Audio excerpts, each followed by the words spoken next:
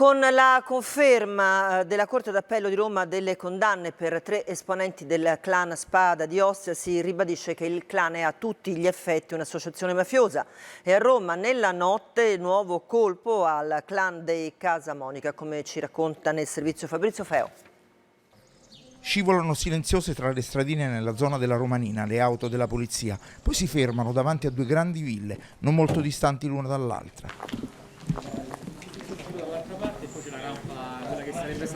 Sono di 2 esponenti della famiglia criminale dei Casamonica. La più imponente è di Giuseppe, uno dei capi. Per lui e per altre 19 persone c'è un'ordinanza di custodia cautelare chiesta dal procuratore di Roma, Michele Prestipino.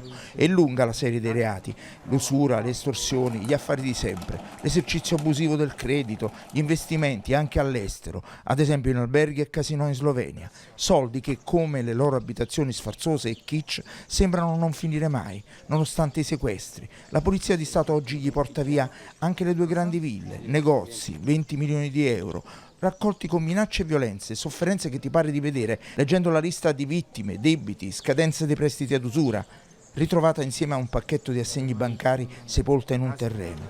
Loro e Casamonica, clan costituito da più nuclei familiari autonomi guidati da Giuseppe, Ferruccio, sono sempre pronti a affrontare uniti pericoli o minacce e si considerano l'unico argine al dilagare dell''ndrangheta e della camorra a Roma. Lo dicono chiaro e tondo in un'intercettazione. Del resto loro sono The Family, la famiglia, lo scrivono pure sulla porta di casa e anche quella suona come un avvertimento.